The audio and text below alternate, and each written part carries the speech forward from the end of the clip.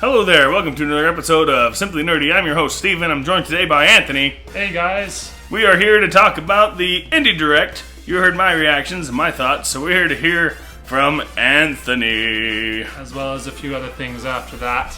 Yes. So, I'm chiming in just to talk about the elephant in the room, which really honestly was the end of the Direct with the announcement of Ori and the Blind Forest for the Nintendo Switch. I have been hoping for that one for a very long time, and so that was honestly the whole reason that I was interested in hearing about this Direct, especially with the rumors that it would be announced. I will say there's some games in there that look like they could be fun. I think a standout for me might be Risk of Rain. Yeah, that one. Risk of Rain 2. Or 2, yeah. It looks like it could be pretty fun, although I feel like we haven't actually seen any gameplay, more just like promotional footage. So I'm not sure what to expect, but it looks like it could be cool. As for the rest, I love indies, and I love how Nintendo has created such a good relationship with them, because I feel like that's driving the success of both. Indies are really being helped out by Nintendo's Nindy connection, and we're getting a lot of good games brought over to the Switch by it, and they're being made successful by that. My problem is just that I don't have the time to play them all. And so I've had the awkward necessity of needing to triage my gaming interests lately, and there's some that honestly are just taking the spotlight right now. Hashtag Astral Chain looks freaking amazing, and I'm pretty sure I'm picking that one up. We'll have more to say about that one later. I'm holding out on the reviews because it's still a wild card, but first impressions look incredible. Famitsu gave it a 37, so that means 3 9s and a 10. I don't put much stock in Famitsu because they also gave Sonic Forces a really good score. From what I remember. But anyway, that's just my personal opinion. Anyway, I'm getting way off topic. I'm just saying it's looking solid. I'm waiting for the reviews, but it's things like that that are taking my attention away from the indies. And it's probably going to keep happening, because after Astral Chain, I'm going to go back and get caught up on probably Fire Emblem 3 Houses, and then there's Link's Awakening coming very soon. Luigi's Mansion 3, and that's probably going to take the rest of my year, if I'm being honest. But nonetheless, I love how snazzy Nintendo's got. Not snazzy. What's the word I'm looking for? That's the word you're looking for. Well, it's snazzy how well they're. That's the word. But savvy. That's there you go. Okay. They've gotten really savvy with their relationship with indies, and it shows with these presentations. Especially when they let them take their IPs. Yeah, with Cadence of Hyrule. Yeah. Still one I haven't been able to do much with yet, but maybe someday. I still want Mercury Steam to get a hold of Metroid somehow. Again. Yeah. Or just have another Metroid through anyone. Anyway. True. Give us more Metroid. Again, slightly off topic. My point is the big thing for me was Ori and the Blind Forest. Ori and the Blind Forest! I really, really, really loved that game, and when I first found out that Microsoft had started bringing some of their IPs over to the Switch, I got really hopeful. Cuphead. Because Cuphead was great, and I was like, well, if they're gonna do that, and now that we have Super Lucky's Tale and A Hat in Time, I was like, come on, just do Ori. You gotta. And so they announced it, and that made me very, very happy. And I'm trying to decide if I have the time to double dip. I might just do it just because I want to support that. Yeah. And it would be a great game to be able to pick up on the Switch. But I think, if I'm being honest, the biggest reason that I was so excited for the idea of Ori and the Blind Forest being announced is because, I have hopes, or at least I had hopes, we'll get to that what that would mean is that maybe they'll also be bringing Ori and the Will of the Wisps to the Switch. Because that game looks like it has, from first impressions, just what I've seen, it looks like it improves on everything from the original. And I thought the original was an excellent, one of the best Metroidvania type games I've ever played. So I had a lot of hope that if Ori and the Blind Forest got announced, that means that we would see Will of the Wisps. And so that was probably one of the biggest reasons that I got really excited for that news. So now enter potential bad news. Yeah, so this dampened my excitement quite a bit for the Direct. There's still a lot of cool stuff there, and Ori and the Blind Forest is still coming, which is awesome.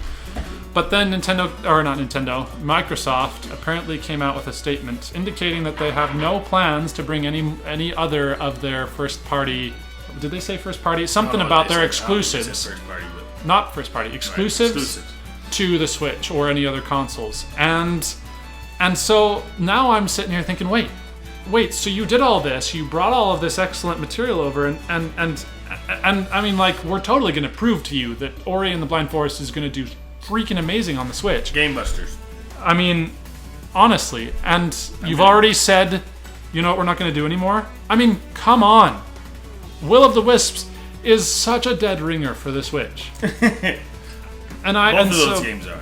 So I'm really, I mean, like, I hope they kind of backpedal on that, or they come out and be like, yeah, we were just PRing ourselves so that we could cover our butts in case we decide we don't want to, but we're going to anyway. Like, I still have hope for that, but I mean, that's really disappointing. Very disappointing. Because, I mean, what's the point of having done all of this relationship with Nintendo if they're just like, cool, we're done now. Whatever was the point for that? I mean, like, was Microsoft just trying to double dip in a way that where they can get some sort of cut of what Nintendo gets off of selling because they know that things sell really well on the Switch, but then with their new stuff they don't want to bring it over until they've done their own non-shared dips into their consoles first, or I don't know. Anyway, I don't think they know either. I mean, I'm not an expert in this type of thing, but all I'm saying is, as a gamer, that was super disappointing, and that was kind of the whole reason that I was super excited for this Direct. So same, and may I just also add that the Switch is the best place to play those Ori and the Blind Forest games, and I could play it on my Xbox, but if the first one's coming to Switch, I'd rather play it on my Switch. Yeah, and honestly, the same story is going to be true of Will of the Wisps. At least for me, I think there's a ton of fans out there that would prove that as well. I mean, the whole idea of the Nindies is that we've seen time and time again that these indie games that don't get the spotlight when they're on other platforms such as Steam, when they're put on the Switch, suddenly do crazy well. And I think it's just showing that games like this do really well on the Switch. There are people who are looking for bite-sized experiences that are made well, that just go really well with the form factor of the Switch. And so these games are perfect for it. Anyway, I'm just going in circles with this rant. The point is, I hope they backpedal on that, but that was kind of a sad day when they said that. And I think that was the 20th? Yeah, a few days ago. 2 days ago. So that actually turned out to be a dark day for all sorts of news from pretty much all of the big gaming companies. I mean, Microsoft actually was the least offender when it came to the things we heard. That's a big disappointing thing, but that same day we were talking about how Nintendo suddenly decided they were going to start taking down all of the music off of YouTube, like all of their music, like that. Okay, so we're going into the news, recent news part of the video. Yeah, we're stepping away from the indie thing. That great, very good. Moving on though to using that disappointing news from Microsoft as the segue. Just a whole day of disappointing news. Nintendo pulling down all of their music off of YouTube without any indication that they intend to monetize it themselves or make it available to the fans.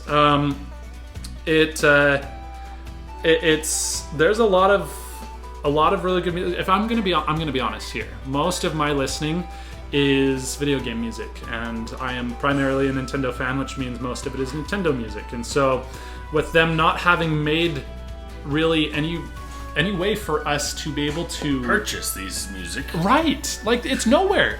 I mean, I guess unless you import CDs from Japan, but for some reason they only seem to want to make them available there, and then we have to go through the whole jumping through hoops just to get it here. And sometimes they bring it over. It's I was very able to rare. get the Pokemon Let's Go Pikachu music. It's very rare, though. Rare. I feel like Very rare. I mean, the few I was happy. soundtracks from Nintendo that I have been able to purchase, because when it's available, I do. Hello, Nintendo. Yep, me too. Hey, hello. Message here. We will buy your music. If you will sell it to If you us. sell it to us.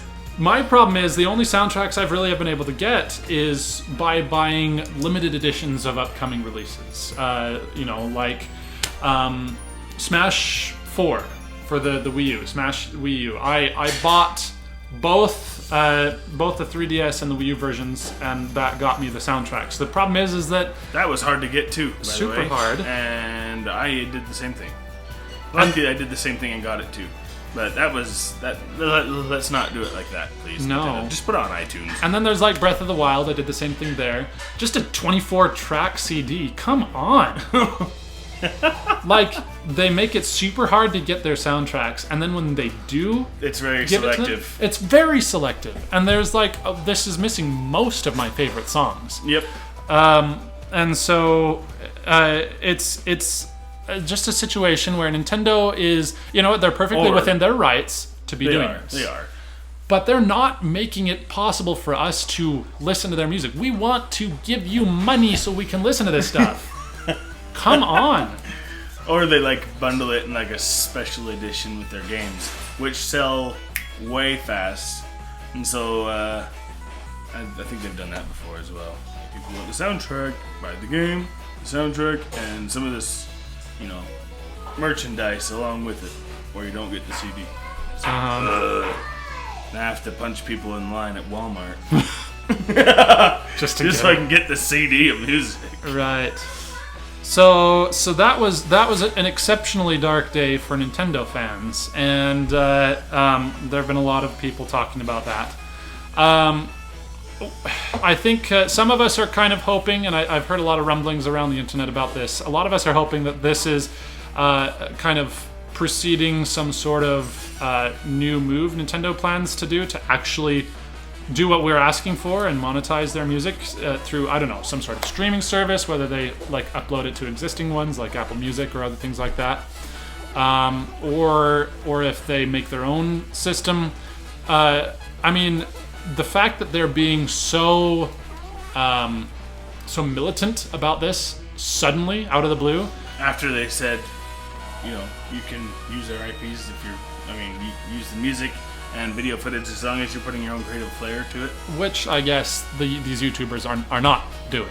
They're just doing game rips, of the original soundtrack. So maybe, I mean, and again, that just is an illustration of how they're completely within their rights. But the thing that's frustrating is just that they've not given us any other alternatives, or at least any reasonable ones. Anyone that people on a budget like ourselves, or I think probably most of the world, can afford. Mm-hmm. I am not able to go and look for ways to import every soundtrack that we just lost, that we've been enjoying listening to for all this time. And so, Nintendo, I really hope you have some plans to monetize this, because we will pay you. Just Yep. make it an option. You've really been missing an opportunity here, and hopefully, this move they're doing of really being militant is a precursor to them rolling something like that out. But for heaven's Fingers crossed. yeah, please do.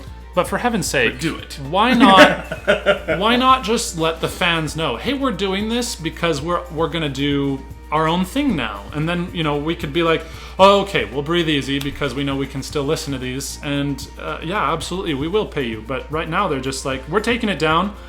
If you want to if you want to listen to our music, then you can go into the sound test option in your games. And I'm okay. Don't even pretend that is an option. I know that when they were doing the Nintendo Direct for Smash Ultimate, that they were like, you can do a music listener mode on your Switch, and there was the lady that put it in her backpack like it was just. Yeah. I'm like, okay, I am not going to carry my Switch around as a way to listen to music. That thing is not. It's super unwieldy way to listen to music, and it's just Smash. I don't want to just listen to Smash. I mean, yeah, there's a lot of tracks in there, but to be honest, it's amazing. We're not saying it's not amazing because it is. Well, music is great. To be honest, for me, like all of the majority of Smash covers of old Nintendo music are intentionally made to be kind of a little bit more heavy, a little bit more exciting because they're going to battles, and I don't want to listen to that kind of thing all the time. True. And sometimes I just want the original soundtrack. Actually, most of the time, I just want the original soundtrack. I agree with that. So, do not tell me that buying the game is a suitable alternative to having these songs conveniently available for listening. I have an idea. What's that? We're gonna play Woolly World. We're gonna get to a level we like the music to, and we're just gonna stand there. Okay. You're right. That is. We're not gonna have any sound effects. We're not gonna have any tongue noises. We're just gonna sit there and enjoy that soundtrack. Okay, you convinced me. I guess I can get behind Nintendo taking down all their music as long as I can do that. Yes. For heaven's sake. The thing is, too, I could totally see them just coming out, just tongue-in-cheek, being like, you can just play the game. Don't be stupid, okay? Don't be stupid. Oh, we have busy lives. We want to be able to enjoy your music at inconvenient moments. At inconvenient moments. I can't pull out my Switch and play it that way. And besides, that thing doesn't have a good battery, so that's even worse. Good battery when I'm trying to listen to music all day. For heaven's sake, it's good enough for playing 2 games, hours. sure, but when I want to listen to music, I want something that can last me a long time, and I want it to be convenient. And so, Nintendo, you had better have a plan for this. And make it convenient. And make it reasonable and affordable, and we will pay you, okay? Thanks. Okay, thanks, bye. Hashtag rant over. Yeah. So, that was also another very sad piece of news that day. On August 20th, I believe that was the day. Tuesday, was it? Very awful day. And then I think the final piece of news, I'm pretty sure it was that day also, that we had that sort of relates to the gaming world. This is stepping away from it a little bit, but it's still a very nerdy topic that I'm sure you all have opinions on, is when, I keep on saying Nintendo, when Sony announced that they could not come to an agreement with Disney and Marvel on the inclusion of Spider-Man in the MCU. That was perhaps the most heart-wrenching piece of news we had that entire day. Yeah, it was just a bad day, you guys. Bad day for nerds. Oh man, bad day for nerds. We've covered it in detail. We got the punch in the face. We got the punch in the stomach. And then we had our hearts ripped out. And then the heart ripped out. Okay, so I'm sure you all have a lot of different opinions. I started off with a very knee-jerk one, and I think I've refined it since then. My opinion is simply this: Nintendo. I'm sorry. I keep on. We usually talk about Nintendo, guys. I am sorry. I'm used to just saying it. Sony and Disney have to know that if they take Spider-Man out of the MCU, it's hurting them both really, really bad. Because here's the thing. You know what? I've gotten to the point where I can see Sony's standpoint. Originally, I was like, forget Sony. They're a piece of garbage. I wish I didn't own a PS4, but I'm not going to sell it because Final Fantasy VII Remake is coming, and I'm going to buy that game.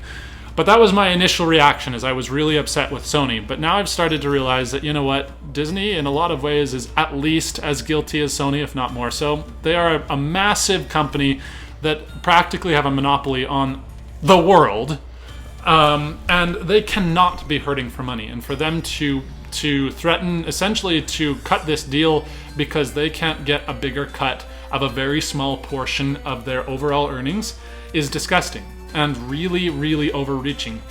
Now, do I think that it's unreasonable for them to ask for a little bit more, considering the amount they're bringing to the table? No.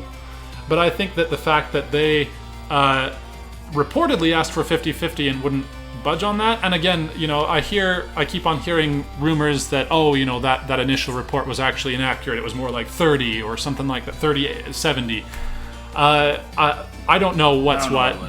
All I know was is they were asking for too much. I think as far as their overall earnings, I mean, Spider-Man should not be a big deal for them, and it is a big deal for Sony. I heard that Far From Home was probably their best-selling movie ever. It was.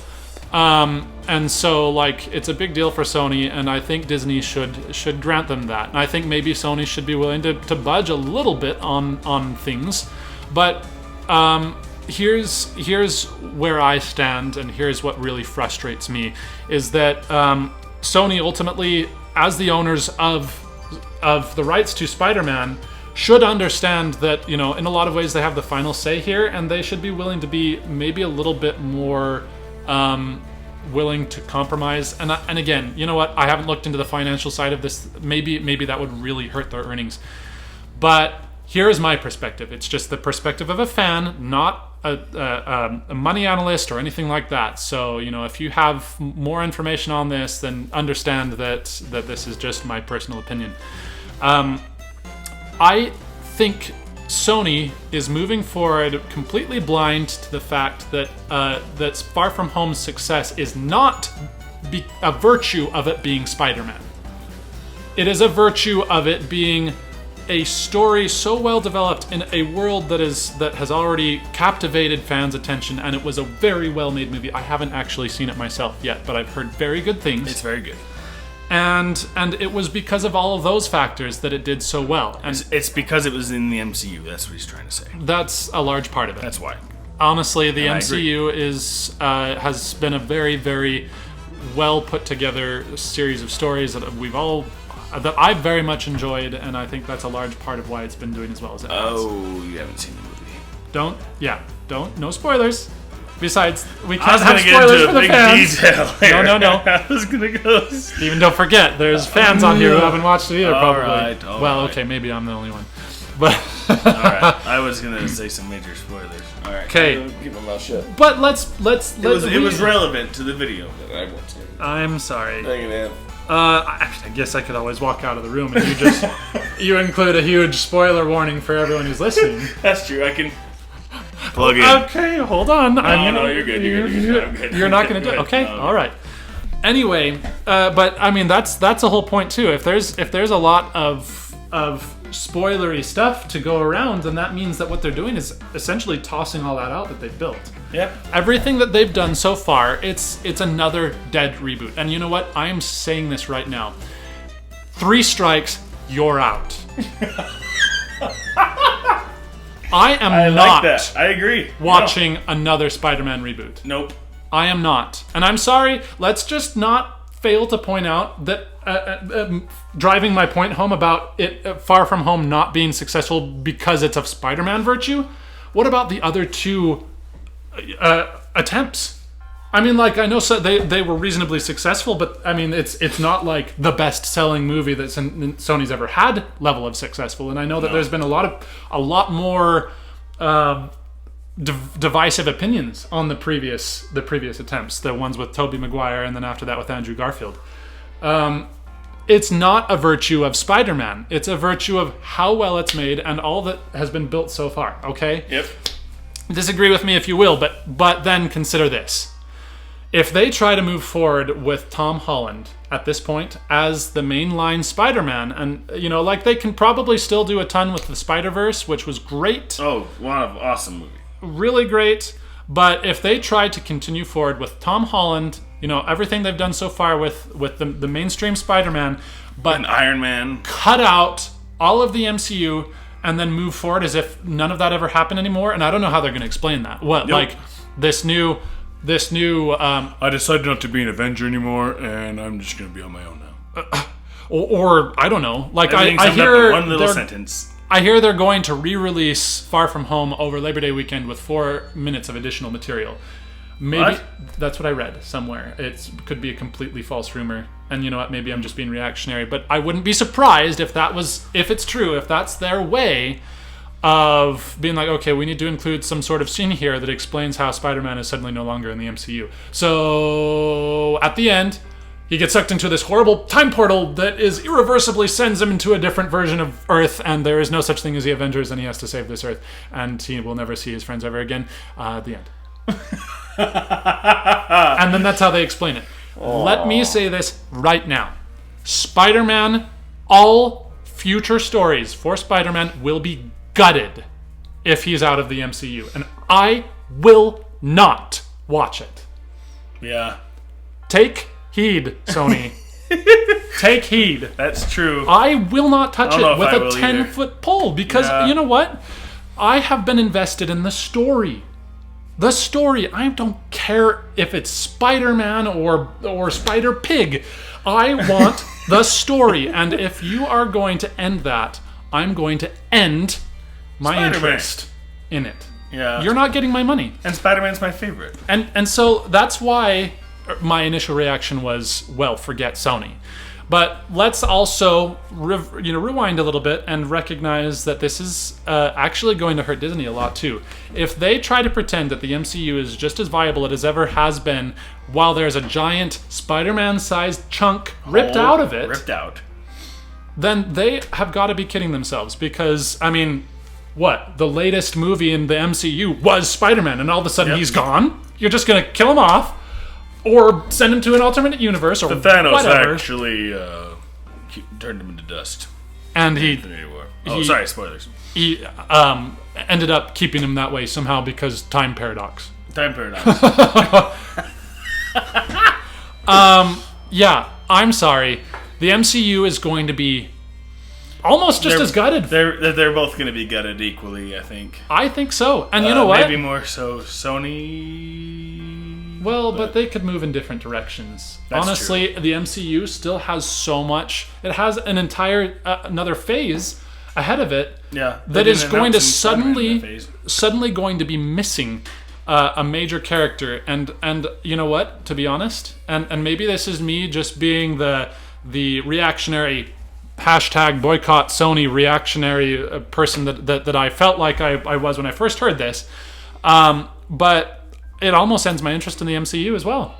And maybe that's something I'll refine as well. But I mean, for them to really expect that it's going to be solid out, and you know what? I mean, Endgame was a great ending point. It was. If they're so perfect. They're really going to just start gutting things from here, then I might just be like, you know what?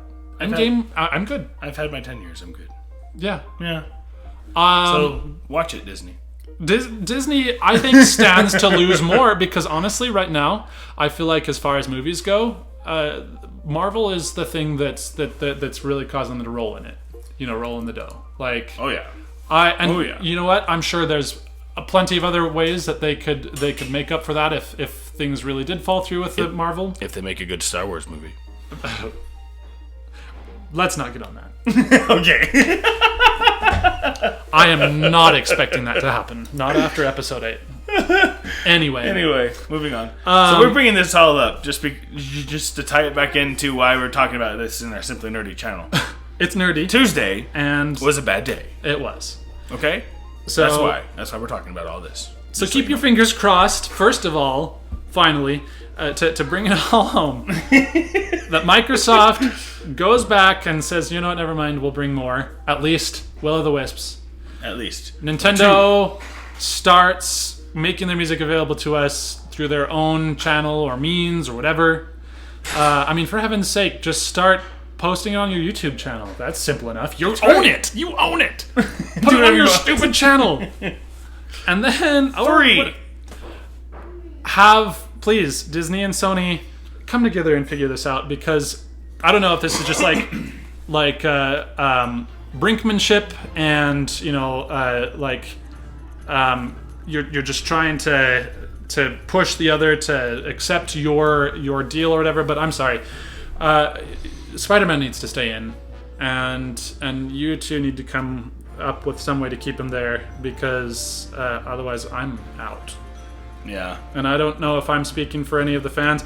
It could be that I'm voicing a very unpopular opinion. I am, though. I'm going to have a right to my own opinion, so eat it. That's right. And maybe there's a ton of fans out there that will be just fine with his exclusion. And a lot of people who will say, well, you know what, Sony, I stand with Sony. And you know what, at this point, I've gotten to, like I said, I've gotten to a point where I understand where they're coming from, and why that's a deal that they would not be willing to accept. But yeah. My perspective as far as Sony goes is, okay, that's great, but just understand that if you pull out, you have killed Spider-Man. So now instead of having a portion of those earnings, you have none. It's really a tough situation to be in both sides of the argument. Yeah. But I agree. You guys need to work something out. Spider-Man is dead to me if this happens again. Yeah, I agree. No more reboots, please, Sony. No more. And I won't. Come to an agreement, because we like this Spider-Man. Yeah. Tom Holland does great work. He is really fun. Don't fire him. No. Well, they probably wouldn't. He has 2 more movies on his contract, from what I hear. So That's true. Problem is, he'd just have to pretend he cares to do it anymore after they've ripped him away from everything that's been made everything so successful so far. Honestly, I wouldn't want to do it anymore. I'd just be like, you know what? I'll just get through my next 2 stupid contracts and just not have any heart for this anymore. Anyway, keep your fingers crossed. I know this is a large deviation from our usual topics of discussion, but hey, we're simply nerdy, so we can talk about anything nerdy that we want. That is true. And we started with video games, so there. And technically, we've spent this whole time talking about people who dabble in video games anyway. Tuesday was a bad day for nerds everywhere. The apocalypse of gaming. Just kidding. It hasn't been that bad, but it felt like it. It did. It felt like it. Your whole music library was gone. Anyway, we already been through this. Yes. So anyway, we're here first. So I guess the last thing we'll say is just simply that Steven's video last night regarding Nintendo's recent tweet is maybe at least one potentially bright spot. I have hopes that take it away. I have hopes. I actually think it would be really cool to see a HD remaster of Mario Sunshine. So you think I'm wrong?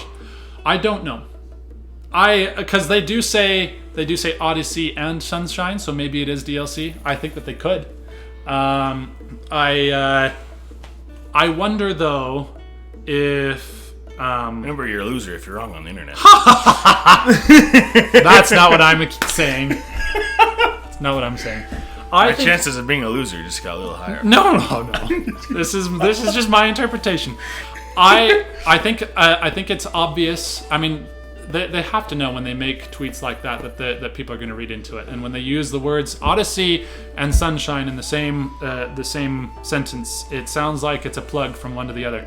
Now, whether that's a port or DLC or an announcement for a sequel, I don't know about that one. I mean, it's not been very long since Odyssey came out. I hope it means something's coming. I loved Sunshine. I kind of realized that after the fact. I think originally I kind of got caught up after playing the game and kind of some of the initial knee-jerk reactions of like, man, this is just not the Mario game I thought it was going to be. And there were things that made it less perfect than some of the other entries in the series, but in the end I realized I really enjoyed that game, and I was kind of sad that I sold it so long ago. So having it on the Switch would be pretty cool. But I also would absolutely not mind a DLC for Odyssey. Maybe they'd have a new kingdom that's called the Pianta Kingdom, and you go back and either it's like you revisit some of that world, or it's just like a different Pianta colony and it's just a throwback or something like that, or maybe we can have all our fingers crossed that it will be something even more than that. But one can hope, and I guess we'll just end on that positive note. There you go. That, I mean, Nintendo's not being very savvy with their music right now, and they're kind of being jerks. But I guess, hey, maybe they'll give us another awesome Mario game. So true. So that's my attempt to ease the sadness that is permeating this video. We have a lot to say about what happened on Tuesday because it was a bad day. Yeah, but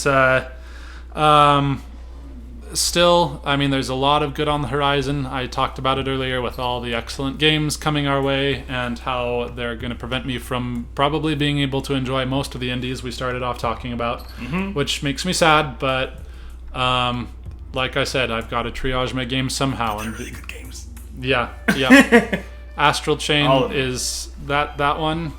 There's going to be a video coming up about that one soon. Oh, yes. So don't worry. If it reviews well, which I fully expect it will, it's a day one purchase for me, and I'm going to play the crap out of that game, and I'm going to have a lot to say. And I'll let Anthony do all the talking. Because, let's be honest, I don't know if I'll pick it up day one, but... Platinum Games knows how to do action. Yeah, for sure. Anyway. You heard it here first. They know how to do action. And if you like this video, give us a like and a comment down below about what you think about Sony and Disney, or about music being lost, or about, what was that third one? Microsoft being a jerk. Microsoft being a jerk. Let us know down in the comments below. And be sure to subscribe. And tell us what you're hopeful for things that will bring us up from the depths of the sorrows that Tuesday brought. Yes. Liven us back up, please. Yep. But until next time, keep it nerdy.